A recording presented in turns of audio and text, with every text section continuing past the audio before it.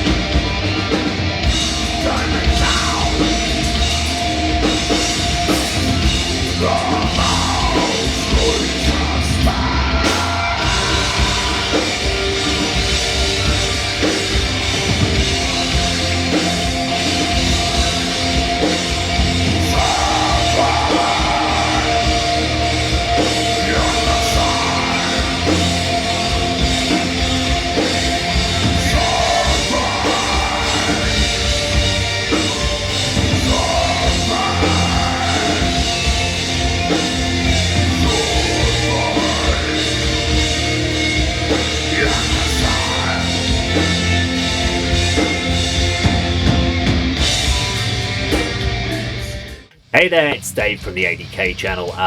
So that was Akilla, our first band on Heat number 7 of Metal to the Masses. Yeah, they were a really strong performing band. They came out the gates full of weight, full of heaviness, had a great sample to kind of kick you in, came out of a straight, really strong presence on their first song. Downfalls I found from their performance, or areas that that wasn't in their control though, unfortunately, was the lead guitar solos just weren't cutting through the PA. I don't know what the issue was there.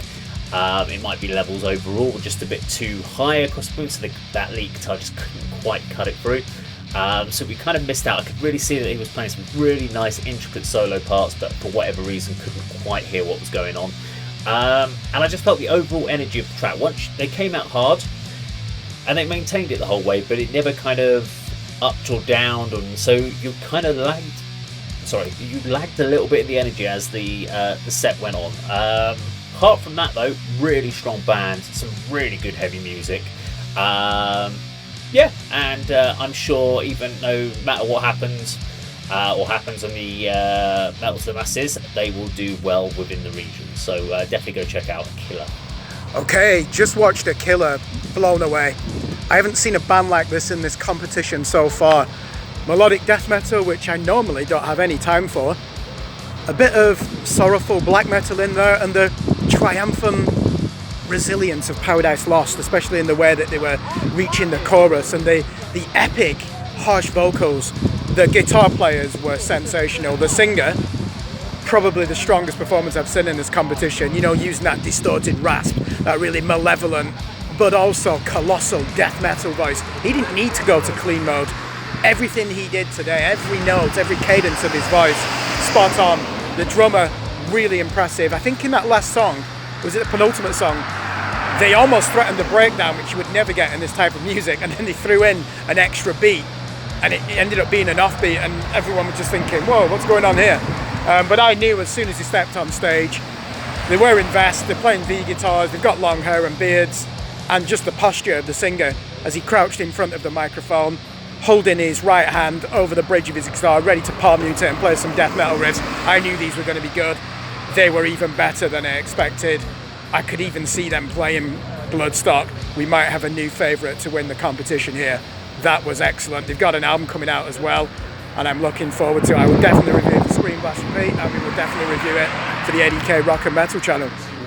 Hey, whilst we explain, you're watching A.D.K. This is Club 85. And this is Metal to the Masses. Woo! Keep your head up and yourself turn forward. Be your hero today. And as you go, crash around you. Tell yourself you'll be okay.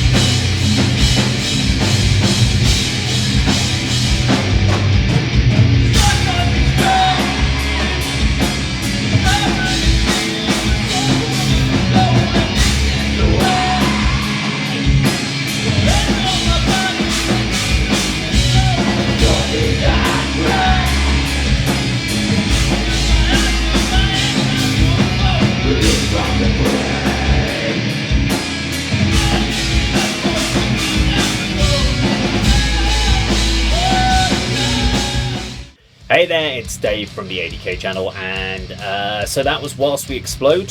So this was, I believe, their second show. There are elements of that I could definitely see, so there's definitely some of the stagecraft stuff to work on. A little bit too many pauses in between songs, and just kind of getting that slickness that you get after sort of gigging and then kind of finding your feet in the field. Interesting tracks. I think they started with two of the weaker tracks. As the songs went, they got heavier as the set went on. So I was quite surprised. On first impressions on the band were kind of like, okay, we've got kind of an indie rock kind of band here on the bill, which is a little weird coming after Akilla. But then the set got a little bit heavier, so I was a bit surprised they didn't just start with the heavier track to kind of kick it into gear from moment one. They've got some good ideas. Would like to see how that progresses onto like record, MP3, whatever you want to call it. But yeah, looking forward to checking out more of them in the future. Here are my thoughts on Whilst We Explode, the band that was second on the bill last night on Metal to the Masses, Heat 7. To me, it started like almost like a New Roses song. You had this one note that was sustained and almost suspended, and then they had this really clever drum and bass rhythm in the background. I just thought, oh, is he going to step on the distortion pedal, the singer, and scream his lungs out? And he didn't, which wasn't necessarily a bad thing. It ended up being quite a complex progressive rock song, but anchored around sentimental vocals. I don't think that part worked in the music for me. And towards the end of the set, I noticed it just kept getting heavier and heavier, but some people might have been confused by those first three songs.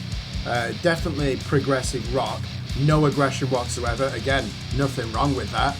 It just confused me somewhat, and then at the end they were playing some syncopated riffs and there was screaming and there was a clear post-hardcore pulse to the music. So how would I describe this music? I keep saying it, progressive rock. You've got a post-hardcore angle in there as well. Definitely an advanced grasp of melody. I think that's very important to this band. Really top-notch musicianship.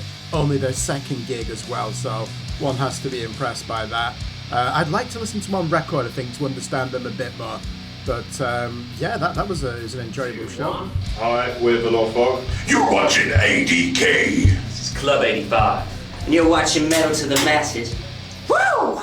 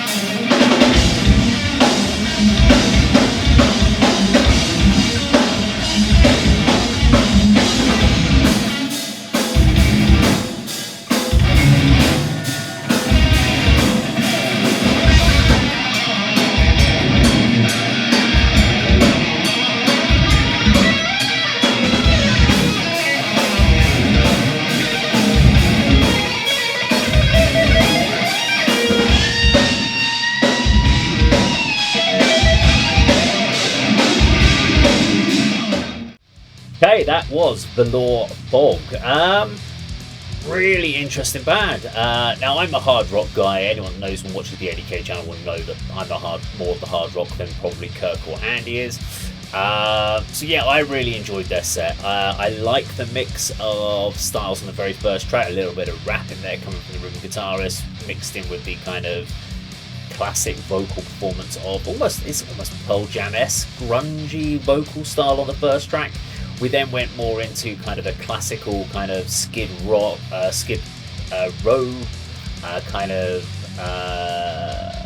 stylizations, like early 90s hard rock. Felt very Americanized stylization in their performance, so kind of lending to over the American sort of bands from the 90s, the hard rock bands from the 90s, rather than the British ones. Bands like Thunder didn't really get that kind of vibe, but also got a little bit of a White Snake vibe from them at times. So yeah, really interesting. They had some very interesting tracks. I think probably for me, weakest track was the last track in the set. It would have been better not to play that one personally for me. It didn't really do anything. The whole set had been building, and that one kind of just petered off. So just something to think for in the next round, should they go that way. Valor Fog were highly entertaining on stage. What a performance from the two guitar players as well. All musicians were exquisite, but this was like a cross between early 90s alt rock or even late 80s alt rock, Jane's Addiction, with an Armored Saint, almost Alice in Chains type vocal approach, but the guitar player was clearly influenced by Van Halen and Steve Vai. I've never seen shredding like that. Perhaps they relied too much on that in terms of their songwriting, but their stage persona was fabulous. Really, a lot of energy. I think they connected with the room, and one of the guitar players said we're the most sensual band around. That's true. Don't quite understand why he was always speaking with a pseudo-American accent, and that's probably the only criticism I would have of this band. So Americanized. I don't think there was one influence in that band that was outside of Los Angeles, but I would definitely watch them again. Really heavy rock and roll with a virtuoso angle to it as well, especially some of those guitar patterns. We're just talking shredding, aren't we? I mean, sweep picking. They had a real good bite to the guitar distortion as well, high treble settings, and the drummer was playing some really fascinating patterns as well, not just playing the beat you would expect. He was really experimenting. They look like four surfer dudes, but I would definitely watch these again. And these are another artist that I'd like to hear on record as well to get a better understanding of their art. We are of Concrete Gods. We're from Hertfordshire. You're watching A.D.K. This is Club 85. This is Metal to the Masses.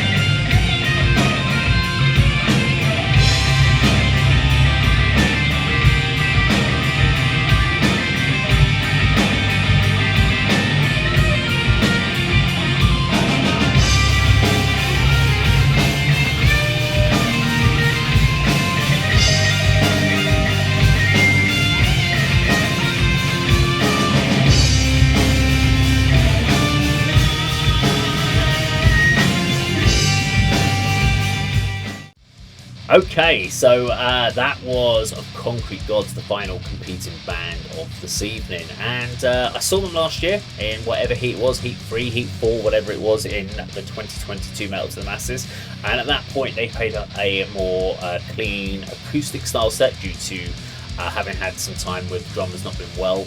I'm glad to hear, I mean obviously the drummer is still not very well, but was able to be able to play at the show today, and this is their first show since September, I believe, 2022. So great to see the guys back on stage. Some great tracks came out of them. Yes, it's kind of got a bit of doomy element. You've got some grunge in there. So if you like your sort of stoner doomy grunge vibe, you're gonna love this band. I thoroughly enjoyed the track, all the songs that from the band, and I look forward to catching up again with them at another event at some point in the future. So yeah, good luck guys with the rest of tonight. Of Concrete Gods were the surprise package of the evening for me. I'd not heard them before. Many people were telling me that they'd been around for 4 or 5 years possibly, and that apparently they played Metal to the Masses last year. I mustn't have been there because I don't remember them. Inaccurate the way people have described them. I was expecting some kind of progressive stoner metal, which instantly I have to say I'll be put off by. Not at all.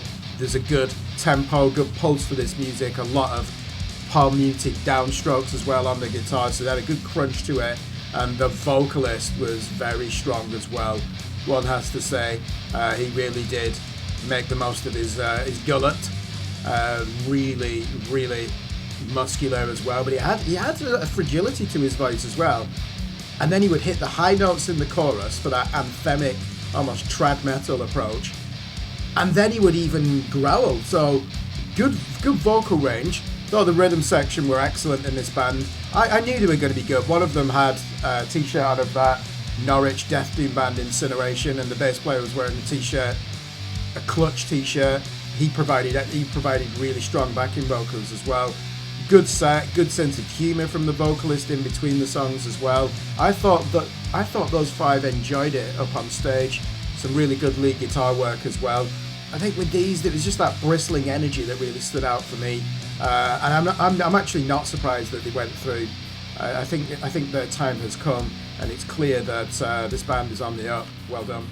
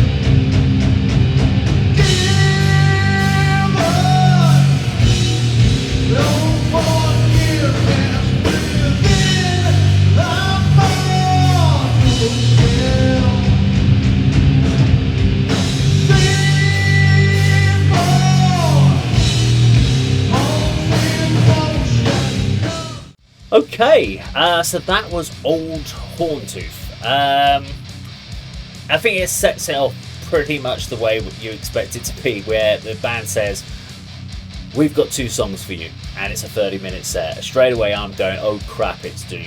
Now, anyone that knows me on the A.D.K channel knows I'm not a Doom guy. I can't do 15-minute songs, I can't do 8-minute Doom songs, it ain't for me.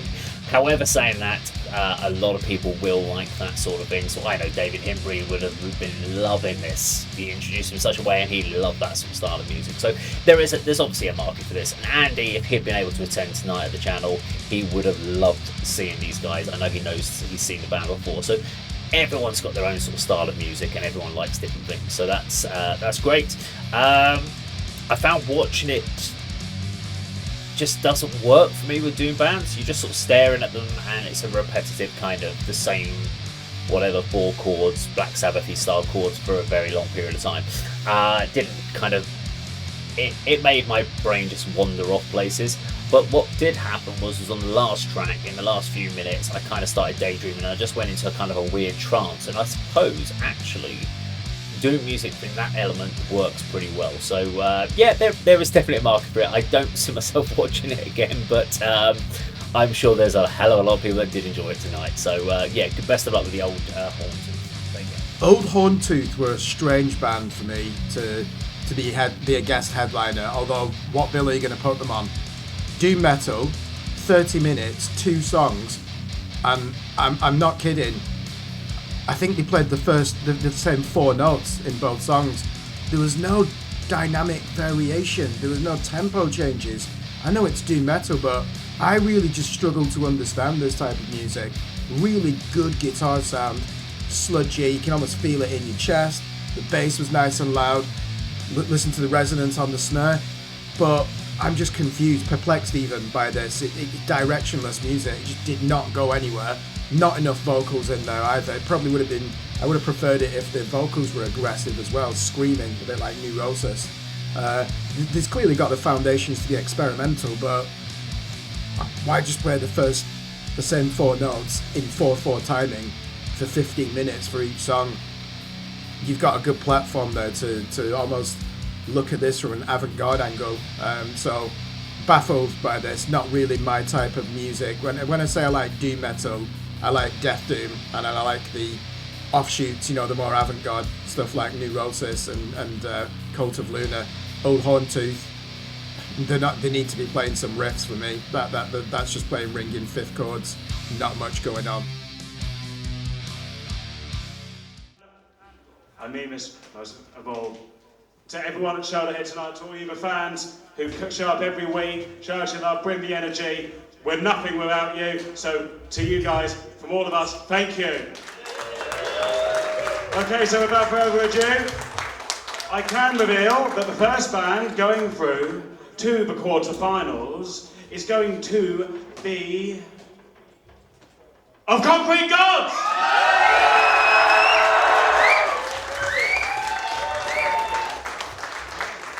And the second band going through by the very thinnest of margins is going to be Valor Fog!